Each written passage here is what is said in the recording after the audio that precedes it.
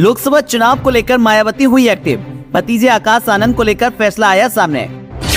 लोकसभा चुनाव 2024 से सियासत में एंट्री लेंगे मायावती के भतीजे आकाश आनंद। मायावती ने बनाया पूरा रोड मैप। देखिए मायावती के भतीजे आकाश आनंद किस सीट से लड़ेंगे चुनाव और कैसे बनाई है रणनीति। मायावती के इस प्लान के आगे बीजेपी और सपा को लग सकता है झटका। दलितों को हाथ करने की तैयारी में बसपा। आगामी लोकसभा चुनाव में बहुजन समाज पार्टी भी अलग अलग सीटों पर अपनी रणनीति बनाने में लग गई है। पिछले दिनों ही बहुजन समाज पार्टी के राष्ट्रीय कोऑर्डिनेटर बनाए गए आकाश आनंद और बहुजन समाज पार्टी के राष्ट्रीय महासचिव सतीश चंद्र मिश्रा के साथ ही प्रदेश अध्यक्ष विश्वनाथ पाल जैसे बड़े चेहरों के लिए पार्टी नेता सीटों की तलाश में लग गई है। पार्टी के लोगों का मानना है कि बड़े चेहरों को लड़ाकर पार्टी अपने कैडर में एक मैसेज देना चाहती है। बहुजन समाज पार्टी में इस वक्त नए प्रयोग करने पर विचार किया जा रहा है। बसपा के सूत्रों की माने तो पार्टी बड़े चेहरों को अलग अलग सीटों पर लड़ने की तैयारी में है।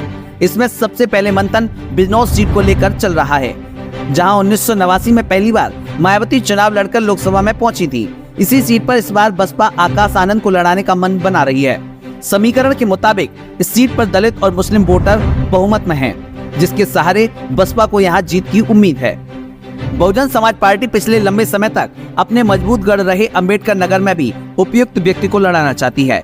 इस सीट पर पुराने मजबूत बसपाई अब भले ही पार्टी छोड़कर जा चुके हैं, लेकिन बसपा को लगता है कि इस सीट पर वह जीत इस बार फिर से दर्ज कर सकती है। वहीं कानपुर या फिर अकबरपुर सीट पर पार्टी के ब्राह्मण चेहरे सतीश चंद्र मिश्र को लड़ाने पर भी पार्टी का मंथन चल रहा है। पार्टी अपने प्रदेश अध्यक्ष विश्वनाथ पाल के लिए भी अवध से लेकर पूर्वांचल तक किसी भी सीट पर मंथन कर रही है।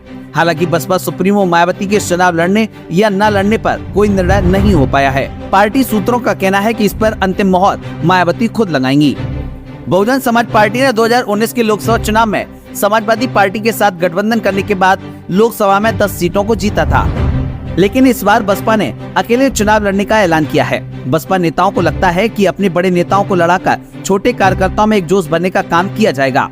यूपी में लंबे समय से बसपा का ग्राफ लगातार गिर रहा है। 2007 में उत्तर प्रदेश में सरकार बनने के बाद 2012 में बहुजन समाज पार्टी की सीटें कम हुई, तो वहीं 2014 में बहुजन समाज पार्टी के लोकसभा चुनाव में 0 सीटों के साथ समझौता करना पड़ा।